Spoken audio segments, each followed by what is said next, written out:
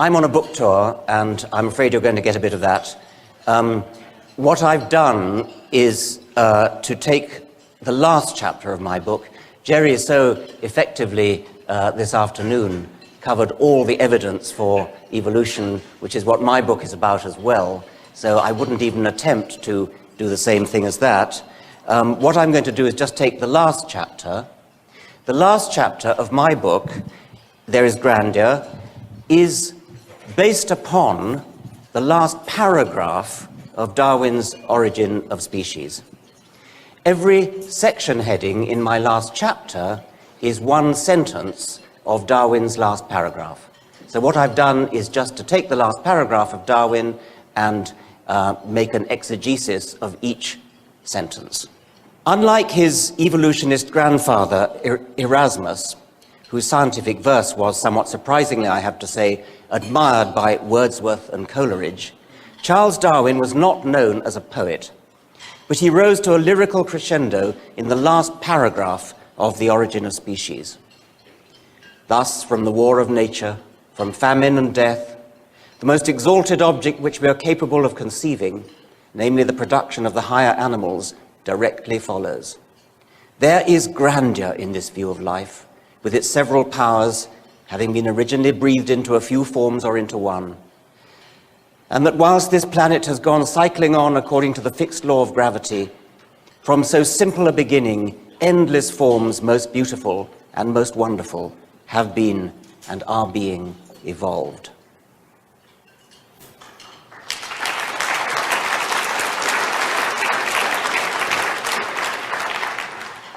Clear-headed as ever, Darwin recognized the moral paradox at the heart of his great theory. He didn't mince words, but he offered the comforting reflection that nature has no evil intentions. Things simply follow from laws acting all around us.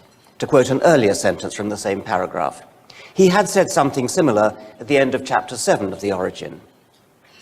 It may not be a logical deduction, but to my imagination, it is far more satisfactory to look at such instincts as the young cuckoo ejecting its foster brothers, ants making slaves, the larvae of Ichneumonidae feeding within the live bodies of caterpillars, not as specially endowed or created instincts, but as small consequences of one general law leading to the advancement of all organic beings, namely multiply, vary, let the strongest live, and the weakest die. One of the reasons sometimes advanced by historians for Darwin's loss of faith was his revulsion at the cruelty, or rather the callous indifference, of nature. This was not just an incidental fact. Darwin realized that it followed from the theory of natural selection itself. Darwin had a particular thing about the female ichneumon wasp's habit of stinging its victim to paralyze but not kill it, thereby keeping the meat fresh for its larva as it eats the live prey from within. I cannot persuade myself that a beneficent and omnipotent God would have designedly created the Ichneumonidae with the express intention of their feeding within the living bodies of caterpillars. That picture's not actually an ichneumon, it's a digger wasp, Ammophila, which does the same thing.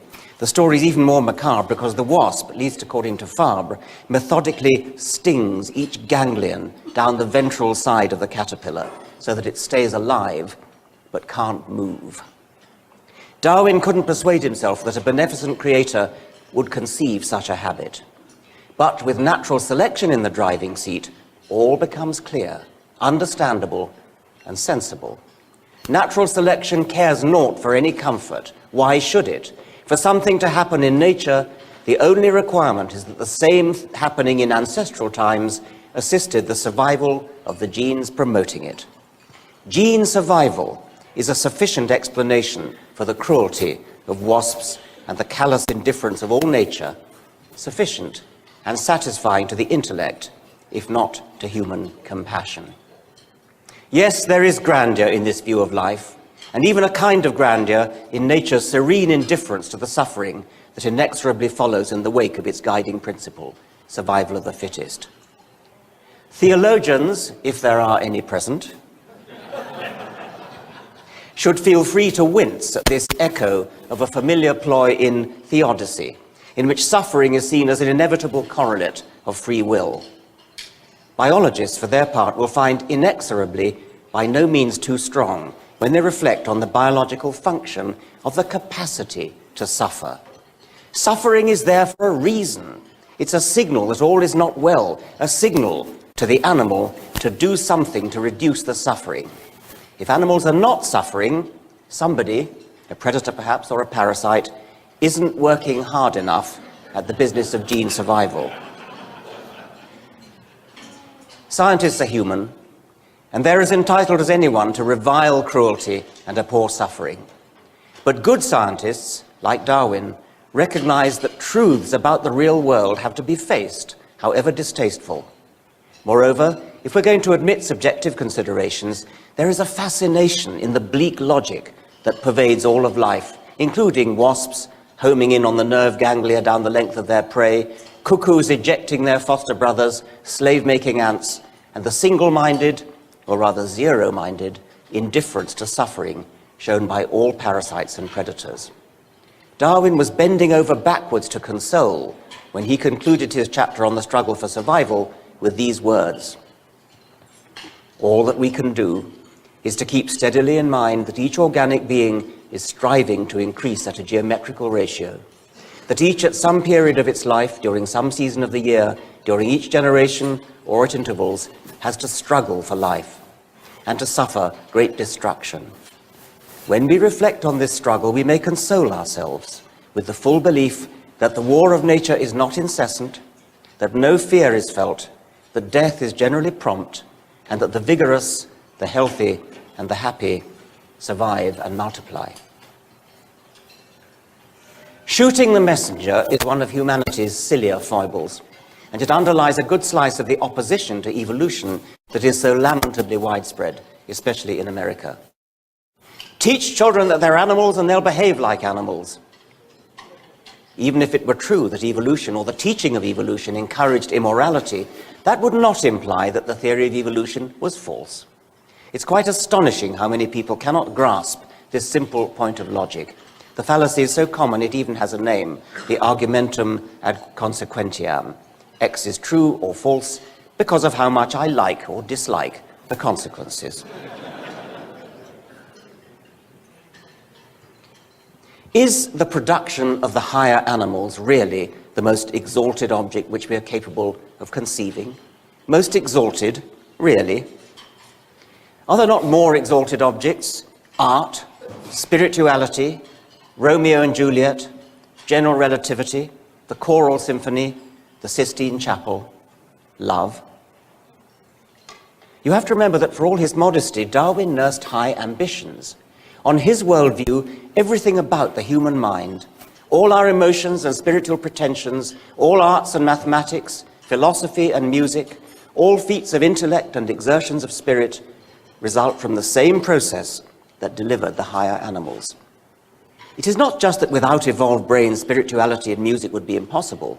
More pointedly, brains were naturally evolved, naturally selected to increase in capacity and power for utilitarian reasons, until those higher faculties of intellect and spirit emerged as a byproduct and blossomed in the cultural environment provided by group living and language. The Darwinian worldview does not denigrate the higher human faculties, doesn't reduce them to a plane of indignity. It doesn't even claim to explain them at the sort of level that will seem particularly satisfying, in the way that, say, the Darwinian explanation of a tiger's teeth is satisfying.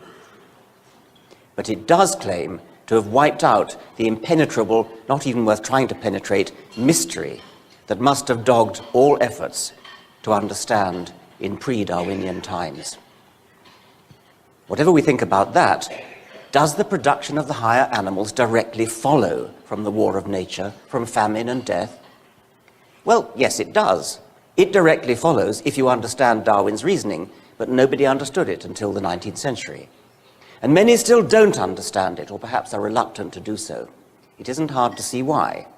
When you think about it, our own existence, together with its post-Darwinian explicability, is a candidate for the most astonishing fact that any of us are called upon to contemplate in our whole life, ever. I've lost count of the irate letters I've received from readers of books in which I've quoted Darwin's famous last paragraph, taking me to task for, as the writers think, deliberately omitting the vital phrase, "by the Creator." I think it comes up next, yes.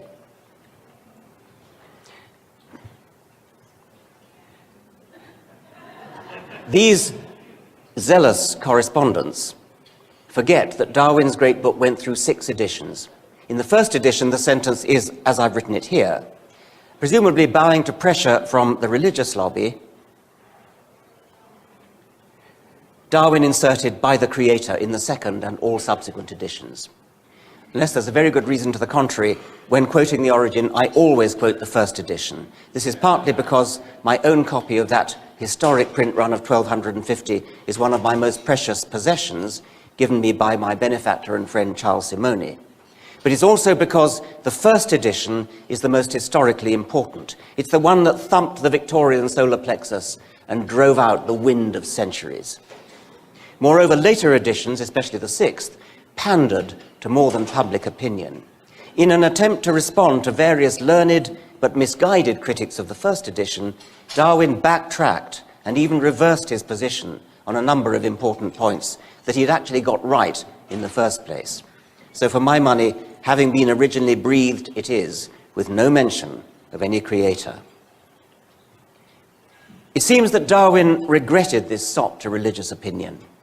In a letter of 1863 to his friend, the botanist Joseph Hooker, he said, "But I have long regretted that I truckled to public opinion and used the Pentateuchal term of creation, by which I really meant appeared by some wholly unknown process." The Pentateuchal term Darwin's referring to is the word creation, of course. The context, as Francis Darwin explains in his 1888 edition of his father's letters, was that Darwin was writing to thank Hooker for the loan of a review of a book by Carpenter, in which the anonymous reviewer had spoken of a creative force, which Darwin could only express in Pentateuchal terms as the primordial form into which life was originally breathed. Nowadays, we should dispense even with the originally breathed.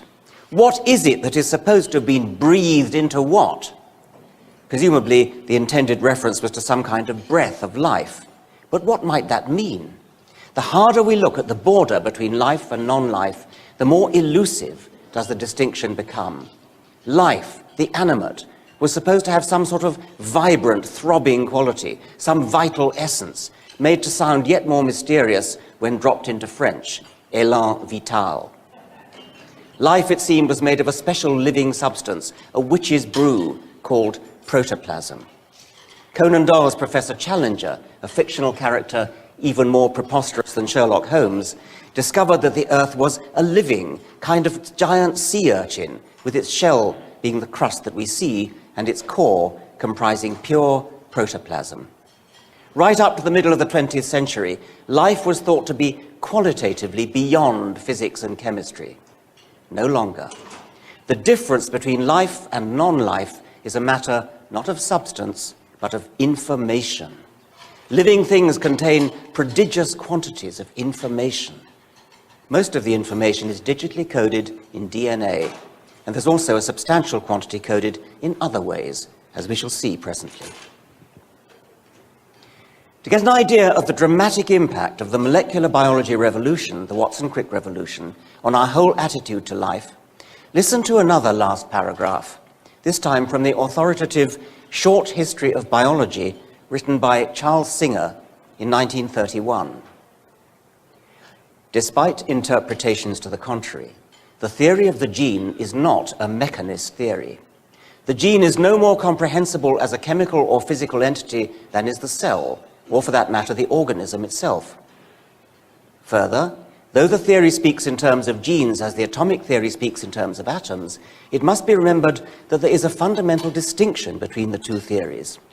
Atoms exist independently, and their properties as such can be examined. They can even be isolated.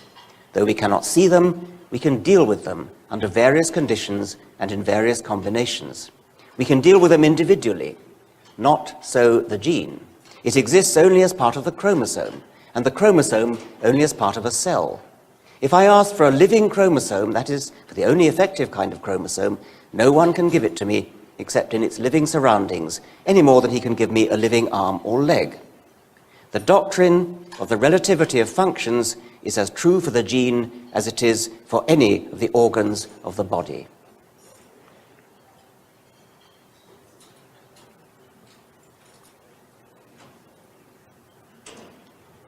This is Craig Venter. By the way, you're supposed to realize that everything that I've just read from Charles Singer is complete and utter nonsense.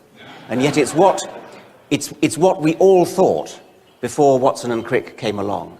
Before Watson and Crick came along, there was something mysterious. You could wax lyrical about the interactions of all parts of the body, and the genes were parts of the living organism, things like that. Now we know genes are pure information, digital information.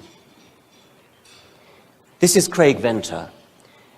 On the right is a photograph of what he looks like. On the left is a complete recipe for making a new Craig Venter. In 100 years, Craig Venter will be long dead, but his genome will be preserved in libraries throughout the world.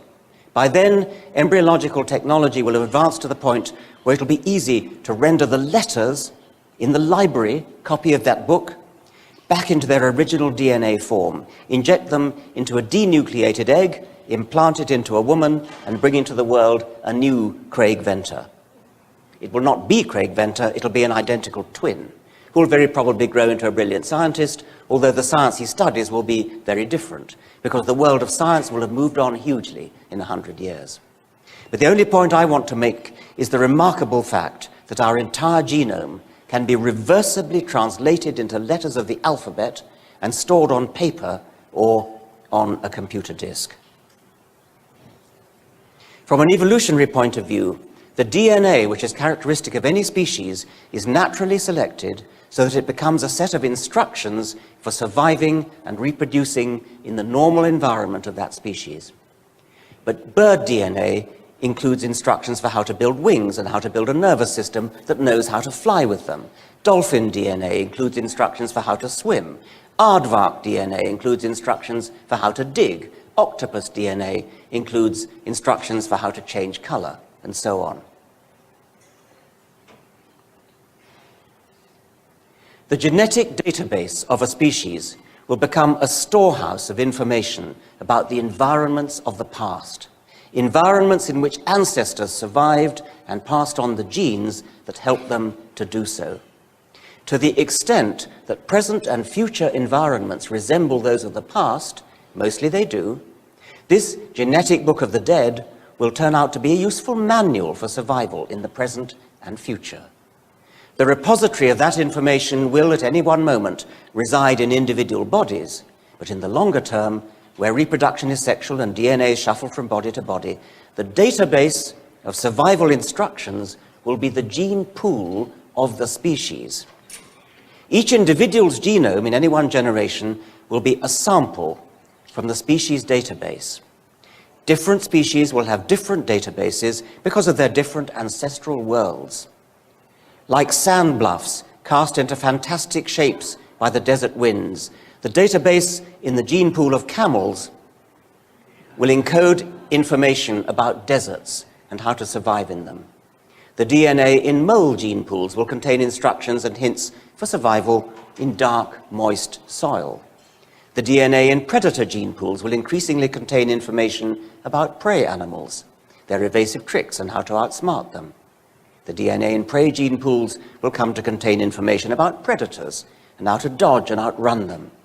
The DNA in all gene pools contains information about parasites and how to resist their pernicious invasions. Information on how to handle the present so as to survive into the future is necessarily gleaned from the past. Non-random survival of DNA in ancestral bodies is the obvious way in which information from the past is recorded for future use, and this is the route by which the primary database of DNA is built up.